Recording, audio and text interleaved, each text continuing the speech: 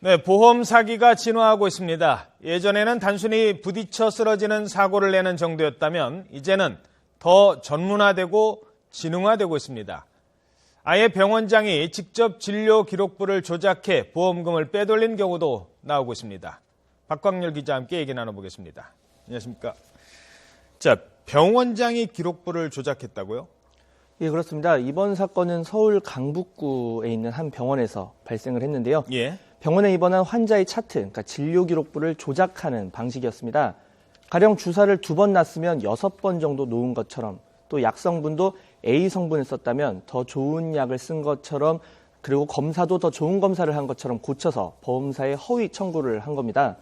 이 과정에서 심지어 환자 식대까지도 허위 청구했는데요. 이런 식으로 지난 3년여 동안 6천만 원 상당의 보험금을 부당하게 받았습니다. 더 문제가 되는 부분이 병원장이 범행 동기에 대해서 병원을 운영하면서 생긴 채무 때문이라고 진술을 했는데요. 하지만 이 범행이 이뤄지고 있는 동안 자신과 딸의 계좌로 매달 2,500만 원 이상 월급 명목의 돈이 들어온 것으로 확인이 됐습니다. 경찰이 이것에 대해 추궁을 하자 딸이 병원 홍보실장으로 일해서 자신과 딸의 월급을 매달 입금한 것이다, 이렇게 밝혔는데요.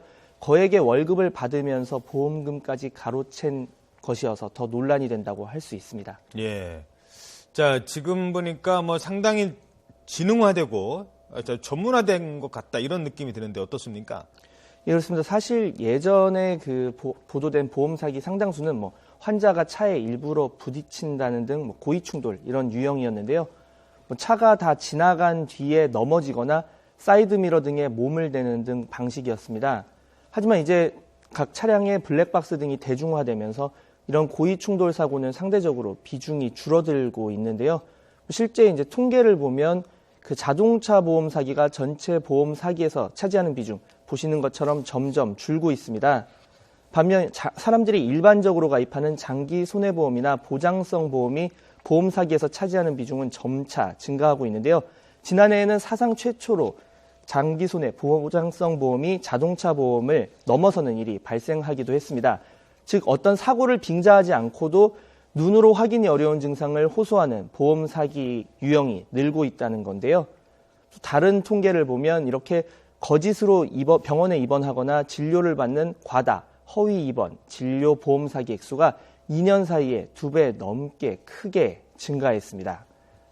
그러다 보니 지난달에는 무려 10년 동안 2,100일 넘게 입원하면서 보험금을 타낸 일가족이 경찰에 붙잡히기도 했는데요. 챙긴 금액만 무려 8억 5천만 원에 달했습니다. 보장성 보험 154개에 가입하고 154개에 가입하고 무릎 연골 이상이나 허리 디스크, 그리고 고혈압과 같이 상대적으로 눈으로 확인하기 어려운 증세로 입원하는 수법을 썼는데요. 이렇게 연 120일의 보장 한도가 다가오면 병명을 바꿔 입원하고 나중에는 전국의 병원을 돌면서 범행을 저질렀습니다. 이 흉악범죄도 늘고 있다고 하죠? 예, 그렇습니다. 흉악범죄 하면은 이제 가장 대표적인 게 지난해 있었던 그 포천 제초제 살인 사건이라고 볼 수가 있는데요. 전 남편, 그리고 현재 남편과 시어머니까지 총 3명을 살해한 사건이어서 아주 큰 논란이 됐습니다. 이 당시에 전 남편을 살해를 해서 그 당시 보험금 약 4억 5천만 원 상당을 이제 받은 뒤에 그 후에 이제 현재 남편과 그리고 또 시어머니까지 살해한 사건인데 이 경우에 처음에 전 남편을 살해할 당시에는 제초제로 먼저 살해를 했습니다. 그리고 그 이후에 현재 남편을 살해할 때는 범행 과정이 들키지 않기 위해서 당시에 이제 찌개에 조금씩 소량씩 제초제를 넣어서 섞어서, 그래서 이제 나중에 남편이 마치 자연히 병 때문에 이제 숨진 것처럼 위장을 해서 많은 공분을 사고 논란이 되기도 했는데요. 이렇게 해서 총 9억 7,300만 원 가량을 받아 챙긴 범죄입니다. 그리고 이후에 이 여성이 수익금 추적이 어렵게 금괴 18개를 사들이고 자살로 보이도록 재산을 증여한다는 사실 확인서 등을 위조한 혐의 등도 있어서 지난해 결국 무기징역을 1심에서 선고받기도 했습니다. 네, 방금 전에 들어온 속보 하나 전해드리겠습니다. 삼성전자가 지난해 4분기 영업이익을 발표를 했습니다. 6조 원이 넘는 걸로 나왔네요. 일단 영업이익이 6조 원 가량이 될 것이다라는 시장의 우려가 있었는데요. 6조 1천억 원으로 집계가 됐다고 합니다. 그리고 매출은 200조 원을 4년 연속 돌파를 했다고 합니다. 이 매출은 늘고 있는데 그동안 문제가 됐던 건 영업이익 부분이었는데 영업이익도 일단은 6조를 넘은 것으로 이렇게 파악이 되고 있습니다. 다시 한번 전해드리겠습니다. 삼성전자의 그 영업이익 지난해 4분기 실적입니다. 영업이익이 발표가 됐는데요. 6조 1천억 원으로 나왔고 그리고 매출은 200조 원을 돌파를 했답니다. 이건 연매출액입니다. 연매출액이 200조 원을 돌파했다는 소식 들어와 있습니다. 네, 지난 4분기에는 53조 원이라고 합니다. 자, 보험 사기 얘기를 계속하고 있는데요. 자, 그렇다면 보험 사기에 대한 해결책 무엇일까요?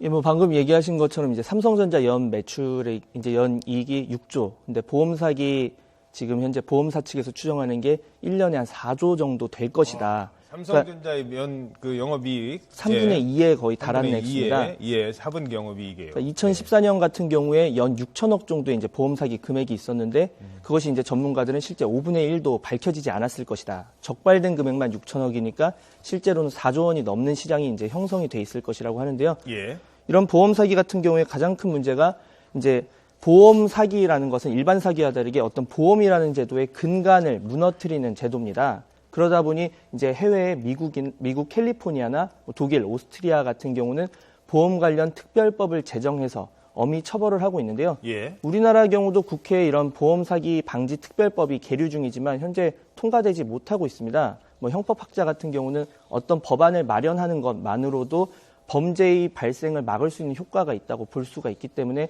이에 대한 대책 시급하다고 볼 수 있고 또 보험회사도 아까 그 울산의 일가족을 얘기한 것처럼 뭐 150여 개까지 중복보험에 가입할 수 있는 상황 자체를 안 만드는 것이 중요합니다. 좀 더 보험 심사를 꼼꼼히 할 필요가 있다고 볼 수가 있겠습니다. 예. 지금까지 박광열 기자였습니다. 수고하셨습니다.